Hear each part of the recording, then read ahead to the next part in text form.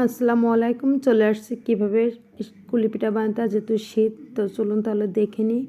তো প্রথমে চুলা একটি প্যান দিয়েছি, আর আমি এখানে দিয়েছি নারকেল কোরানো, আর এখানে হচ্ছে গুড় আর কিছু শুকনো মশলা দিয়েছি, দারুচিনি, এলাচ আর তেজপাতা দিয়ে আমি একটি পুর বানিয়ে নেবো। যেহেতু কুলি পিঠা ভাজা কুলি বানাবো, সেক্ষেত্রে কিন্তু পুরটা অবশ্যই দিতে হবে। আর এই পুরটা কিন্তু গুড়টে আর নারকেল যদি একটু ভাজি ভাজি করে নেওয়া হয়, সেখানে কিন্তু টেস্টটি বেশি ভালো হয়।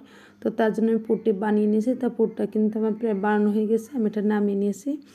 এখন চুলা আমি একটা প্যান বসিয়ে এখানে আমি 1.5 কাপ মতো পানি দিয়েছি, আর এখানে পানিটি ফুটে ওঠার সাথে আমি এখানে শুকনো চালের গুঁড়া দিয়েছি আর সামান্য একটু লবণ অ্যাড করে দিয়েছি। এখন আমি একটা ডো বানিয়ে নেব। আর যে শুকনো চালের গুঁড়া, সেক্ষেত্রে পানির পরিমাণটা আমি একটু বেশি নিয়েছি। 1.5 কাপ পানি সাথে কিন্তু আমার 1 কাপ শুকনো চালের গুঁড়াই কিন্তু পারফেক্ট হয়েছে। তো আমার আটাটাও কিন্তু বানানো হয়ে গেছে। আমি এখন এটা উঠিয়ে নেব, আর এটা কিন্তু গরম অবস্থায় কিন্তু একটা ডো বানিয়ে নেব।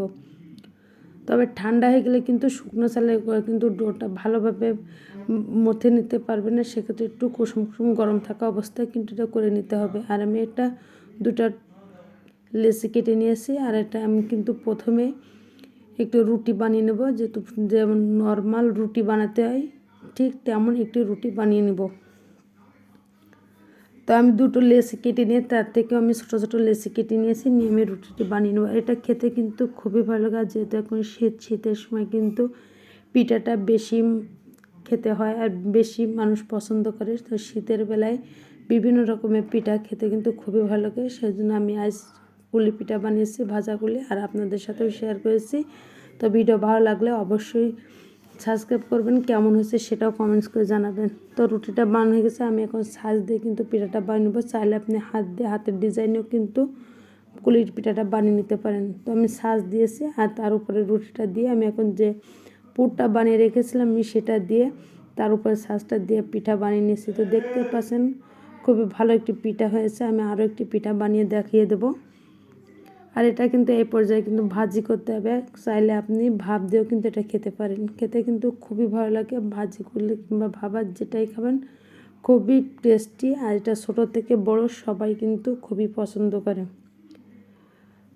তো কুলি পিঠাগুলো কিন্তু বানানো কমপ্লিট হয়েছে। আমি এখন ভাজি করতে চুলায় প্যান বসে তেলটা আমি গরম করে নিয়েছি, আর গরম অবস্থায় কিন্তু পিঠাগুলো দিয়ে দিচ্ছি। তো এইভাবে উল্টে পাল্টে কিন্তু ভাজি করে নেব।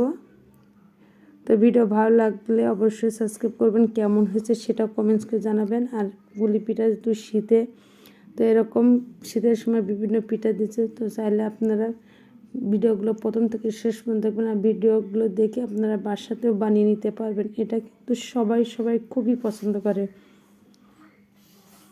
তো আমি কিন্তু একটা ভাজি করে নিয়েছি, আমি আবারও কিন্তু চুলায় দিব।